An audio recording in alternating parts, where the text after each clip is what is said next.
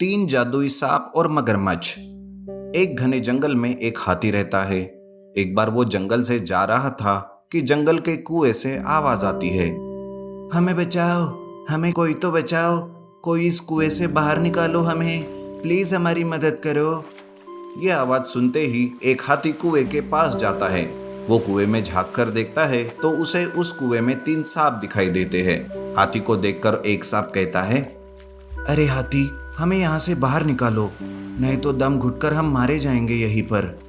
सांप की बात सुनकर वो हाथी कहता है, मैं यहाँ तुम्हारी मदद करूंगा, पर बाद में तुम मुझे ही काट दोगे, मुझे हानि पहुंचाओगे, मैं क्यों भला तुम्हारी मदद करूं। तभी एक दूसरा सांप कहता है, अरे नहीं नहीं हाथी, हम तुम्हें नहीं काटेंगे, ना ही किसी तरह की हानि पहुंचाएंगे, हम पर विश्वास रखो। हाथी सांप को बचाने के लिए एक बकेट लाता है, उसे रस्सी से बांधकर उस कुएं में छोड़ देता है।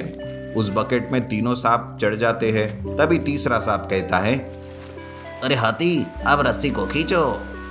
हाथी रस्सी को खींचने लगता है।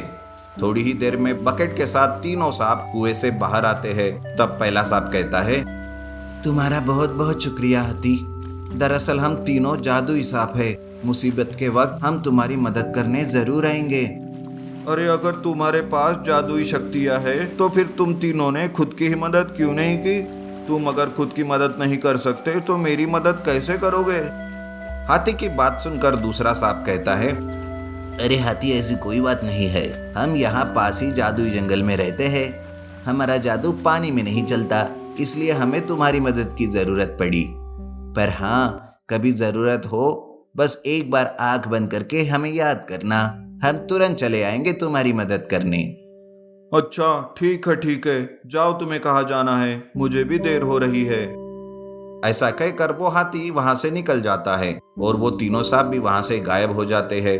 ऐसे ही कुछ दिन बीत जाते हैं। जंगल के बीचों बीच एक तालाब था जहां जंगल का हर जानवर अपनी प्यास बुझाने जाता था। लेकिन एक दिन एक बड़ा सा मगरमच्छ उस तालाब में आता है और उस जंगल से जो भी जानवर उस तालाब पर पानी पीने आता वो उसका शिकार करने लगता है। ऐसे ही एक दिन एक सुअर पानी पी रहा था कि वो राक्षस मगरमच्छ उस सुअर पर हमला कर देता है। लेकिन ये सब दूर से एक हिरन देख लेती है। वो बहुत डर जाती है और जोर जोर से चिल्लाते हुए भागती है, अरे भागो भागो, तालाब में बहुत बड़ा मगरमच्छ आया है, उसने अभी अभी सुअर को मार डाला। इस तरह से वो डर के मारे भागती है। तभी हाथी उसे रोकते हुए उसे पूछता है, अरे हिरन, रुक भी जाओ, ऐसे क्यों भाग रही हो, जैसे तुम्हारे पीछे कोई भूत पड़ा हो। अरे वो तो भूत से भी भयानक और खतरनाक है, अगर तुमने भी उसे देखा होता तो तुम्हारा भी यही हाल होता। हिरन ऐसा कहकर हाथी को बड़े मगरमच्छ की बात बताती है और वहां से भागकर चली जाती है। लेकिन हाथी को पहले उस पर विश्वास ही नहीं होता। फिर उस बड़े मगरमच्छ की बात हर कोई जानवर बोलने लगता है। जो कोई भी जानवर पानी पीने तालाब के पास जाता उसे मगरमच्छ मार देता था। अब तालाब के पास जाने से सारे जानवर डर रहे थे। जंगल में मगरमच्छ की वजह से खौफ फैल गया था।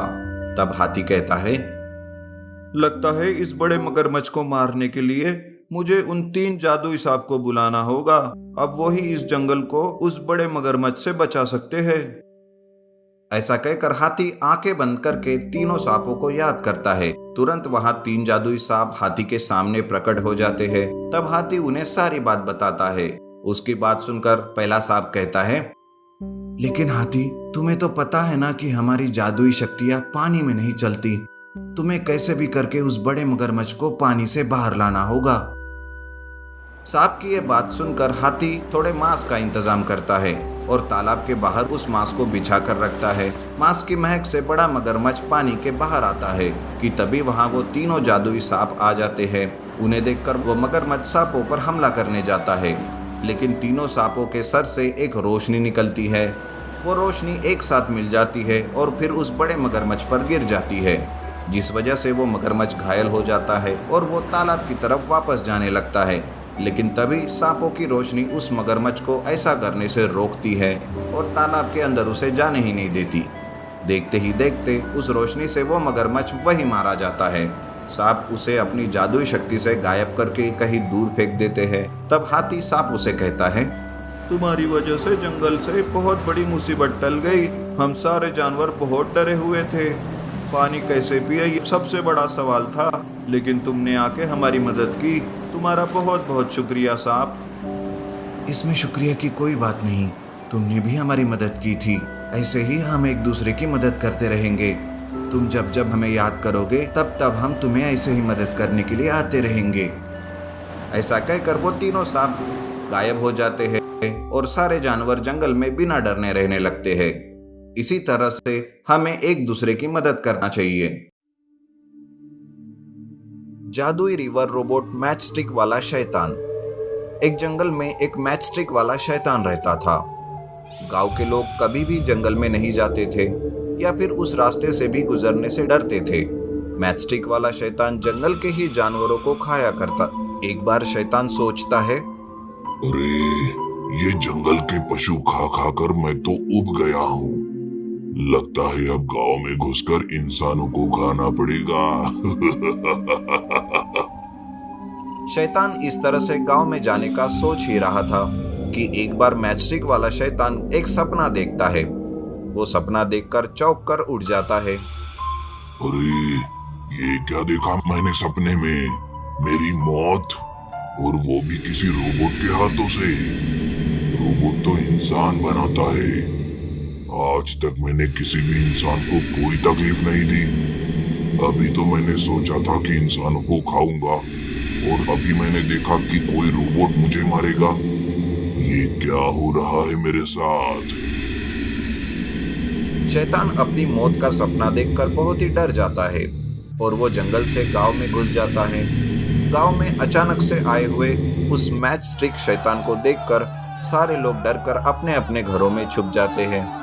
शैतान हर घर को तोड़कर रोबोट को ढूंढने लगता है। ऐसा करते करते वो पूरे गांव को तहस नहस कर देता है। पर जब उसे रोबोट नहीं मिलता तब वो शैतान जंगल वापस आ जाता है। उसे देखकर गांव में लोग कहते हैं, अरे भाई ये क्या था? मैंने आज तक ऐसा मैच स्टिक वाला शैतान कभी नहीं देखा। उसे देखकर तो मुझे हार्ट अटैक ही आया था। क्या भयानक था वो। हाँ हाँ चाची, आपको तो हर बात में हार्ट अटैक ही आता है। पर वो आखिर हमारे गांव में क्यों आया था और वो किसे ढूंढ रहा था? गांव वाले इस तरह से बातें करके फिर से अपने टूटे फूटे घर को सुधारने लगते हैं। दूसरे दिन फिर से वो मैच स्टिक वाला शैतान गांव वालों के खेतों में आ जाता है और सारी फसल को वो तहस नहस करने लगता है। वहां पर भी वो शैतान रोबोट को ही ढूंढने लगता है। पर जब उसे वहां रोबोट नहीं मिलता तब वो सारी फसल को आग लगा देता है। किसानों की फसल जलकर राख हो जाती है और मैच स्टिक वाला शैतान जोर जोर से चिल्लाने लगता है। आखिर कहाँ छुपा कर रखा होगा उस रोबोट को इन इंसानों ने? कल अब सीधा हमला गांव वालों पर ही करूंगा, तब जाके वो रोबोट सामने आएगा। उधर गांव वाले फसल जलने की वजह से बहुत ही दुखी हो जाते हैं। पूरी साल की मेहनत उनकी नष्ट जो हो गई थी। उसी गांव में किशोर नाम का एक लड़का अपनी बूढ़ी माँ के साथ रहता था। माँ की हमेशा तबीयत खराब रहती थी, इसलिए किशोर ही सारा काम करता था। जब किशोर की भी फसल जल जाती है तब वो सोचता है, अरे इस साल की फसल बेचकर मैं माँ का इलाज शहर जाकर करने वाला था, पर इस मैच स्टिक वाले शैतान ने तो सब कुछ बर्बाद कर दिया है। अब मैं क्या करूंगा? कैसे अपनी माँ का ऑपरेशन करा पाऊंगा? इस तरह से किशोर सोचते सोचते नदी किनारे जाता है। पूरा दिन वो वहीं पर बैठा रहता है। उसे घर जाने का मन ही नहीं करता। आखिर इस मैच स्टिक शैतान को क्या चाहिए पता नहीं, क्यों वो हम सबको इस तरह से परेशान कर रहा है। हे भगवान, अब आप ही हमें उस मैच स्टिक वाले शैतान से बचाइए। इस तरह से किशोर सोचकर उस नदी किनारे बैठा हुआ था कि तभी वहां उस नदी से एक जादुई रोबोट बाहर आता है और वो कहता है, किशोर वो मेरी तलाश कर रहा है। अरे बाप रे, तुम कौन हो और तुम इस नदी में क्या कर रहे हो? मैं एक जादुई रोबोट हूँ। वो शैतान गांव पर वैसे भी हमला ही करने वाला था और मेरे हाथ से ही वो मरने वाला है। रोबोट किशोर को शैतान के सपने के बारे में बताता है और गांव की मदद करने का वो वादा भी करता है। रोबोट किशोर को एक रिमोट देता है और कहता है, ये लो किशोर, ये रिमोट रख लो। कल जब वो शैतान गांव आएगा तो ये रिमोट का बटन दबा देना, मैं तुरंत वहां आ जाऊंगा। तुम घबराओ मत, मैं तुम्हारे साथ हूँ। जादुई रोबोट ऐसा कहकर फिर से नदी के अंदर चला जाता है। किशोर को भी थोड़ी तसल्ली मिल जाती है और वो रिमोट लेकर घर चला आता है। दूसरे दिन फिर से मैचस्टिक वाला शैतान गांव में घुस आता है और वो लोगों को पकड़ पकड़ कर मार रहा होता है। मरने की डर से लोग इधर उधर जान बचाने के लिए भाग रहे थे। तब किशोर तुरंत रिमोट का बटन दबा देता है और जादुई रोबोट भी वहां तुरंत आ जाता है और वो सीधा शैतान के सामने खड़ा हो जाता है। तब शैतान कहता है, ओह, तो तू है जो मुझे मारने वाला है। पर मैंने तुझे ढूंढ ही लिया। नहीं नहीं शैतान, तूने मुझे नहीं, मैंने तुझे ढूंढा है। अब तू अपनी हालत पर बहुत रोएगा। ये कहते ही वो शैतान रोबोट पर वार करने लगता है। रोबोट भी शैतान का डट के सामना करता है। दोनों के बीच में जोर की लड़ाई शुरू हो जाती है। कभी रोबोट शैतान को मारता तो कभी शैतान रोबोट को मारता। देखते ही देखते उनकी लड़ाई काफी देर तक चलती ही रहती है, लेकिन रोबोट के सामने शैतान थक ही जाता है। ये देखकर रोबोट उस शैतान पर एक जोर का वार करता है, जिससे वो शैतान वही ढेर हो जाता है। रोबोट अपनी आग से उस शैतान को जलाकर राख कर देता है। इस तरह से जादुई रोबोट सारे गांव वालों के घर भी ठीक कर देता है और अपनी जादू से उनकी फसल भी फिर से हरी भरी कर देता है और इस तरह गांव वाले फिर से हंसी खुशी से रहने लगते हैं।